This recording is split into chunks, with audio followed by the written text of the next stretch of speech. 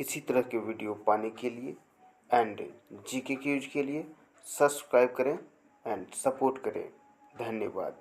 Friends, स्वागत है आपका आपने ये इस यूट्यूब चैनल में वर्मा कोचिंग JCERT। आज लेकर हाजिर हैं क्लास 9 का मैथ चैप्टर 13 पृष्ठीय क्षेत्रफल और आयतन। इसमें हम क्वेश्चन नंबर 3 से इसका अध्ययन करेंगे।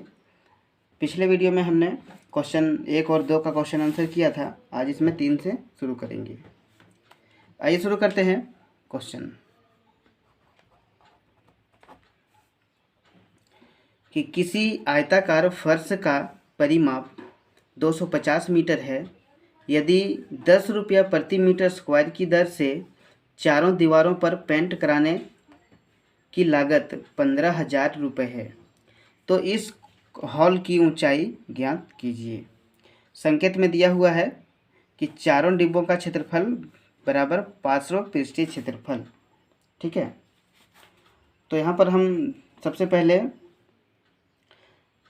लंबाई, चौड़ाई और ऊंचाई दिया हुआ नहीं है। ठीक है, क्या दिया हुआ है? परिमाप दिया हुआ है। ठीक है, ध्यान देंगे तो परिमाप ही पहले हम निकालते हैं। ठीक है, परिमाप बराबर 250 मीटर। क्लियर है? परिमाप का जो सूत्र होता है, आयत का परिमाप का सूत्र 2 into l plus b. Clear है? बराबर 250 मीटर। ठीक है, आगे जो दिया है कि चारों दीवारों पर पेंट कराने की लागत 15,000 रुपये है।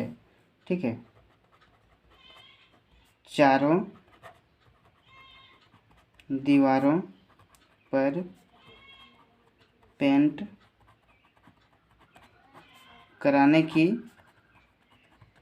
लागत बराबर 15,000 रुपये। क्लियर है? क्वेश्चन में दिया हुआ है। और चारों दीवारों पर पेंट कराने की दर क्या दिया हुआ है? दर जो दिया हुआ है वो है 10 रुपया प्रति मीटर स्क्वायर की दर से। ठीक है, 10 रुपये प्रति मीटर स्क्वायर। ठीक है, ये इतना तो क्वेश्चन में ही दिया हुआ है। ठीक है, अब आगे आपको बताते हैं कि चारों दीवारों जो है,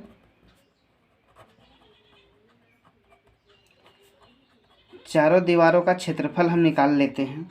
ठीक है,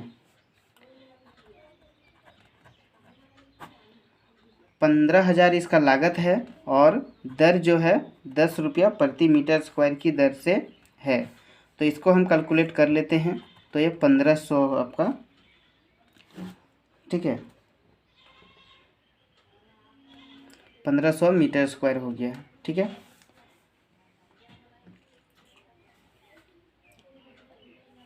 अब चारों दीवारों का क्षेत्रफल निकालते हैं।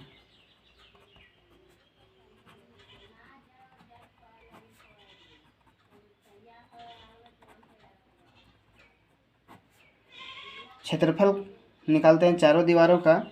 तो क्या है? चारों दीवारों का यहाँ पर 2 into l plus b into h, ऊंचाई भी निकालना है ना। तो 2 इंटू एल मेरे पास कितना है, यानी कि देख सकते हैं कि 2 इंटू एल प्लस बी, ये पूरे का मान दिया हुआ है 250। ठीक है, क्या दिया हुआ है? पूरे का मान क्या दिया हुआ है? 250। ठीक है, गुना एच। ठीक है, इतना समझ में आया? बराबर 1500। ठीक है, अब इसको एच को बाहर लेते हैं। 1500 ऊपर और 250 नीचे। 1500 ऊपर 250 नीचे, 0 0 ख़त्म। 25 25 एकम 25 और 25 छक 150, यानी कि क्या हो गया? ये 6 मीटर। तो ऊंचाई इसका 6 मीटर। यही तो हमें निकालने कहा गया था कि इसकी ऊंचाई ज्ञात कीजिए, है ना। कोई डाउट हो तो आप हमें कमेंट करें, सॉल्व करने की पूरी कोशिश करूँगा। आगे देखते हैं। चौथा नंबर है कि किसी डिब्बे में भरा हुआ पेंट 9.375 मीटर स्क्वायर है के क्षेत्रफल पर पेंट करने के लिए पर्याप्त है। यानी कि एक डिब्बा में जो पेंट यानी कलर भरा हुआ है उसको 9.375 मीटर स्क्वायर के क्षेत्रफल पर पेंट हो जाता है। ठीक है, तो इस डिब्बे में पेंट 22.5 सेंटीमीटर, इस डिब्बे के पेंट से 10 सेंटीमीटर, 7.5 सेंटीमीटर विमाओं वाली कितनी ईंटें पेंट की जा सकती है। बहुत ही आसान क्वेश्चन है, ध्यान देंगे तो आपको भी बेहतर आसान लगेगा। ठीक है, सबसे पहले देखते हैं किसी डिब्बे का जो है क्षेत्रफल दिया हुआ है 9.375। ठीक है, तो हम यहाँ लिखते हैं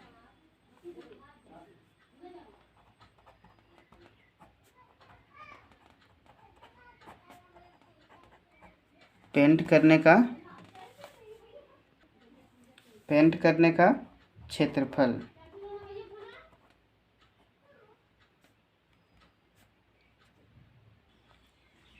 आगे इसको देखते हैं।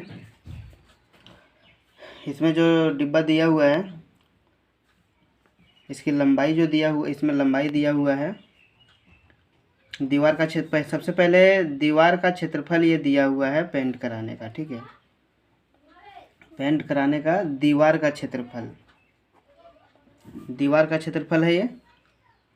उसके बाद हमको ईंट का बोला है, तो ईंट की विमाएं पहले हम देखते हैं यहाँ दिया हुआ है। ठीक है, ईंट की विमाएं दिया हुआ है, लंबाई कितना दिया हुआ है क्वेश्चन में देखेंगे। यहाँ पर जो दिया हुआ है लंबाई दिया हुआ है, चौड़ाई दिया हुआ है और ऊंचाई दिया हुआ है। ठीक है, तो लंबाई दिया हुआ है आपका 22.5 सेंटीमीटर, 22.5 सेंटीमीटर। चौड़ाई कितना दिया हुआ है 10 सेंटीमीटर और ऊंचाई दिया हुआ है 7.5 सेंटीमीटर। ठीक है, अब ईंट का जो है इसमें संपूर्ण पृष्ठीय क्षेत्रफल पहले हम निकाल लेते हैं, उसके बाद हम पेंट कराने का ईंट का निकालेंगे। ठीक है,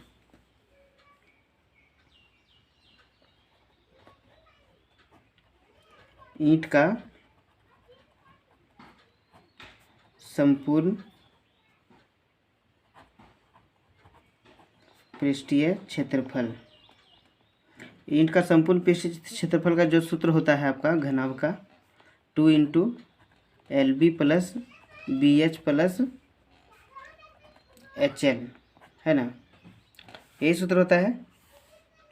अब हम इसका सूत्र का लगाएंगे 2 × L। L मेरा कितना दिया हुआ है 22.5 गुना B मेरा 10 दिया हुआ है, प्लस B 10 दिया हुआ है, H दिया हुआ है 7.5 प्लस H, फिर H है फिर 7.5 होगा, गुने L मेरा 22.5 है। ठीक है, आपको समझ में आया होगा कि ये हम कहाँ से लिखे हुए हैं। ठीक है, ये ईंट की विमाएं दिया हुआ है, 2 का 2 लिखेंगे, इन दोनों को गुना करेंगे 22.5 गुना 10, तो ये हो जाएगा, यहाँ पर एक जीरो हो जाएगा और एक अंक के बाद दशमलव, यानी कि 225 हो जाएगा ये पूरा, प्लस ये हो जाएगा 75। ठीक है, और इन दोनों को गुना करेंगे हम 7.5 और 22.5 को,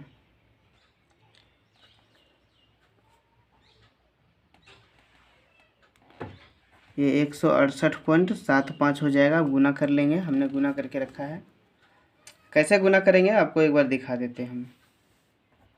22.5 और 7.5। ठीक है, पॉइंट को अभी भूल जाएंगे, पॉइंट को बाद में बिठाएंगे।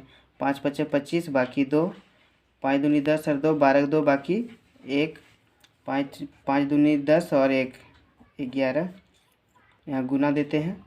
7 × 5 = 35 का 5, बाकी इसमें 3, 7 दूनी 14 और 3 17, बाकी इसमें 1, 7 दूनी 14 और 1 15, 5 का 5, 5 2 7, 7 और 1 8, 5 और 1 6, 1 का 1।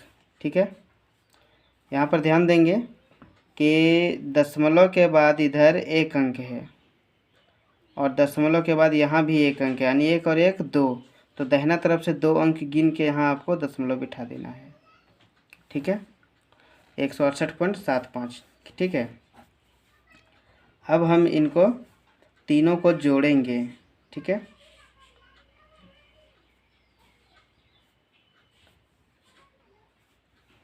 तीनों को जोड़ेंगे तो कितना हो जाएगा 2, इसको 5 937.5 905 सॉरी 900, इसको 2 से गुना कर दिए यहाँ डायरेक्ट। ठीक है, तो 937.5 सेंटीमीटर स्क्वायर हुआ। ठीक है, अब जो है पेंट की जाने वाली ईंटों की संख्या निकालेंगे हम। पेंट की जाने वाली ईंटों की संख्या बराबर दीवार का क्षेत्रफल, दीवार का क्षेत्रफल बटे अभी जो हमारा निकला एक ईंट का क्षेत्रफल।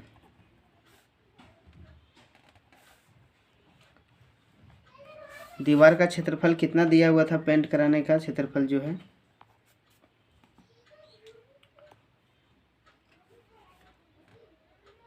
थोड़ा दूर में लिखते हैं, 9.375 और एक ईंट का कितना निकला था 937.5। यहाँ पर एक चीज़ ध्यान देंगे आप कि ये सेंटीमीटर में है। ठीक है, और ये जो यहाँ दिया हुआ था वो मीटर में है, तो मीटर को हम सेंटीमीटर में बदल लेते हैं। आप चाहे तो पहले भी बदल सकते थे वहाँ पर, अभी हम इसे बदलते हैं। तो मीटर स्क्वायर बराबर कितना हो जाएगा 100 सेंटीमीटर में 1 मीटर होता है, यहाँ तो स्क्वायर है तो 100 गुना 100 हो जाएगा, है कि नहीं। तो ये मेरा मीटर स्क्वायर में दिया हुआ था। ठीक है, तो इसको सेंटीमीटर में जब बदला जाए तो इसको 100 से गुना हो जाएगा 2 बार। ठीक है, अब हम यहाँ पर क्या करते हैं,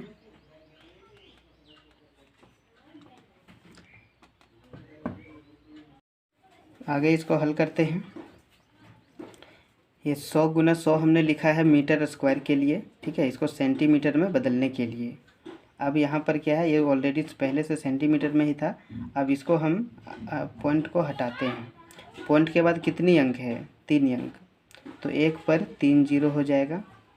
ठीक है, और यहाँ पर क्या है, पॉइंट के बाद कितने अंक हैं 1 अंक, तो 1 अंक आने की 1 पर 1 जीरो हो जाएगा। ठीक है, अब इसे हम कैलकुलेट करते हैं। 1 0 1 0, 2 0 2 0, यहाँ पर क्या बच जाता है, आप देख सकते हैं 9375 9375 ये कट गया। ठीक है, यहाँ सिर्फ बच गया 100। क्या बच गया 100। ये तो यही तो है हमारे ईंटों की संख्या। ठीक है, कोई दिक्कत हो तो हमें कमेंट करें, पूरी कोशिश करूँगा सॉल्व करने की। आइए देखते हैं अगला क्वेश्चन। 5वां नंबर देखते हैं। 5वां नंबर में दिया हुआ है कि एक घनाभार डिब्बे का किनारा 10 सेंटीमीटर लंबाई का है तथा एक अन्य घनाभार डिब्बे की लंबाई, चौड़ाई और ऊंचाई 12.5 सेंटीमीटर, 10 सेंटीमीटर, 8 सेंटीमीटर है। ठीक है, तो पूछा है कि किस डिब्बे का पार्श्व पृष्ठीय क्षेत्रफल अधिक है और कितना अधिक है। दूसरा क्वेश्चन है कि किस डिब्बे का कुल पृष्ठीय क्षेत्रफल कम है और कितना कम है, आइए देखते हैं। आइए देखते हैं सबसे पहले घन का, ठीक है। उसके बाद हम एक साइड में घनाभ का निकाल लेंगे, या फिर आप पहले घन या फिर घनाभ का निकाल सकते हैं। हम इस अनुसार निकालेंगे। इसमें एक डिब्बे का लंबाई दिया हुआ था, लंबाई दिया हुआ है 10 सेंटीमीटर, ठीक है, 10 सेंटीमीटर। तो एक घन जैसा है और एक घनाभ का जैसा है, ठीक है। तो पहले हम घन का पार्श्व पृष्ठीय क्षेत्रफल निकालेंगे। घन का पार्श्व पृष्ठीय क्षेत्रफल तो क्या होता है 4a², ठीक है, 4l² होता है, ठीक है, 4l²। तो 4l², तो 4 का 4 लिखेंगे। l मेरा 10 दिया हुआ था, इसका घात 2 है, यानी 10 2 बार हो जाएगा। तो क्या हो जाएगा, 10 दें 100, 100 गुना 4 यानी कि 400 हो गया ये, ठीक है, 400 सेंटीमीटर स्क्वायर, ठीक है। अब हम इसका निकालते हैं घनाभ का, ठीक है। इसमें लंबाई दिया हुआ है, लंबाई कितना दिया हुआ है 12.5 सेंटीमीटर, चौड़ाई दिया हुआ है 10 सेंटीमीटर और ऊंचाई दिया हुआ है 8 सेंटीमीटर। क्लियर है, ध्यान देंगे। अब इसका भी हम जिस तरह से घन का पार्श्व पृष्ठीय क्षेत्रफल निकालें, उसी तरह घनाभ का भी पार्श्व पृष्ठीय क्षेत्रफल निकालेंगे। घनाभ का पार्श्व पृष्ठीय क्षेत्रफल, तो वही सूत्र लगाएंगे हम, 2 into L + B into H, ठीक है। यहाँ पर 2 का 2 लिखेंगे। L है मेरा 12.5 प्लस 10 और B है 10, H है मेरा कितना 8 लिखेंगे, ठीक है। इन दोनों को जोड़ देंगे, 12.5 और 10 कितना हुआ 22.5 गुना 8, ठीक है। इन तीनों को हम गुना करें, 8 दूनी 16, 16 को 22.5 से गुना करेंगे तो हो जाएगा मेरा 360 सेंटीमीटर स्क्वायर। दोनों का हम पार्श्व पृष्ठीय क्षेत्रफल निकाल लिए हैं। अब यहाँ पर देखेंगे हम कि पहला नंबर में क्या कहा गया था कि किस डिब्बे का पार्श्व पृष्ठीय क्षेत्रफल अधिक है और कितना अधिक है, ठीक है। दूसरा है किस डिब्बे का कुल पृष्ठीय क्षेत्रफल कम है और कितना कम है। इसमें हमको कुल पृष्ठीय क्षेत्रफल भी निकालना होगा। तो एक नंबर में जो बोला था वो क्या है, इसका 400 आया और इसका 360 आया। तो हम लिख सकते हैं यहाँ कि घन का पार्श्व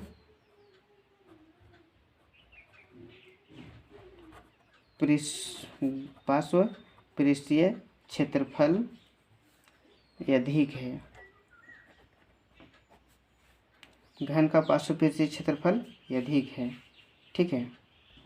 और कितना अधिक है, तो इसका 400 है और इसका 360 है, तो दोनों को घटा देंगे तो कितना हो जाएगा 40 सेंटीमीटर स्क्वायर अधिक है। तो अधिक कितना है 40 सेंटीमीटर स्क्वायर, ठीक है।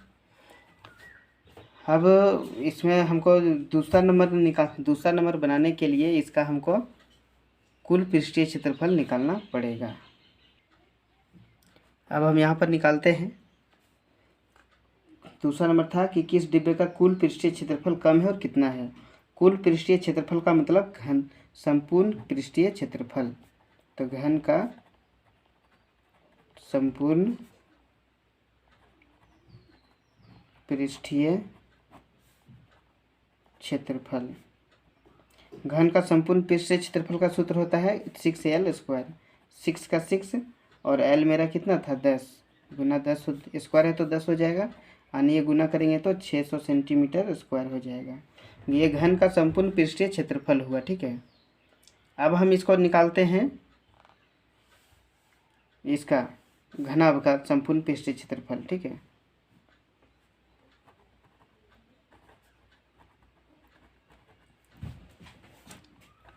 घनाभ का संपूर्ण पृष्ठीय क्षेत्रफल। तो इसका जो सूत्र होता है आप जानते हैं, 2 into LB plus BH plus HL। ठीक है, 2 का 2 लिखेंगे, L मेरा दिया हुआ है यहाँ पर देख सकते हैं 12.5 into 10 plus 10 into 8 plus H 8 into L मेरा 12.5 दिया हुआ है। ये हो गया 2 का 2। अब हम इनको सॉल्व करेंगे। 12.5 गुना 10 कितना हो जाएगा, 125 प्लस 10 अट्ठी 80 प्लस 12.5 इंटू 8, 8 पचे 40 के 0 बाकी 4 और 8 16 4 20 के 0 बाकी 2, 8 एकम 8 और 8 और 2 10, यानी कि ये 100 हो गया मेरा। क्या हो गया, 100। पॉइंट के बाद 10 0 आया था, कोई वैल्यू नहीं रहे उसका। ठीक है, इधर नहीं लिखेंगे। इसको हल करेंगे, 2 गुने सबको जोड़ते हैं 100 और 100 200 280 20 ले लेते इसको 80 305। ये हो गया टोटल 305। ठीक है, 305 हो गया। अब इसको हम गुना कर देंगे। ठीक है, 305 दूनी 610 सेंटीमीटर स्क्वायर। अगर आप ध्यान से समझे होंगे तो यहाँ पर एक चीज़ गौर किए होंगे कि जब हमने घन का 500 पृष्ठीय क्षेत्रफल निकाला तो 400 आया था और इसका 360, यानी इसका अधिक क्षेत्रफल आया और इसका कम आया, घनाभ का कम आया। इस बार क्या है, घन का ही अधिक आया है, सॉरी घन का इस बार कम आया और इसका ज़्यादा आया, इस बार उल्टा हुआ। ठीक है, देखिए जिस तरह जब तक हम इसका क्षेत्रफल नहीं निकालते हैं तब तक हमें पता नहीं चलता। ठीक है, जब निकाले तो ही पता चला कि किसका ज़्यादा है और किसका कम है। तो जैसा कि हम यहाँ लिख सकते हैं दूसरा नंबर का आंसर कि घनाभ का कुल पृष्ठीय क्षेत्रफल, अच्छा कम का पूछा है ना, तो घन का लिखेंगे ना, घन का कुल पृष्ठीय क्षेत्रफल, घन का कुल पृष्ठीय क्षेत्रफल कम है। और कितना कम है, तो 610 इसका है और 600 इसका, तो हो गया टोटल 10। तो 10 कम है, यही हमारा आंसर हो गया। आशा करता हूँ कि आपको बेहतर लगा होगा। कृपया थोड़ा भी पसंद आए तो कृपया लाइक करना ना भूलें। आप हमें सपोर्ट करें, दोस्तों के साथ शेयर करें। फिर मिलते हैं अगली वीडियो में, तब तक के लिए धन्यवाद।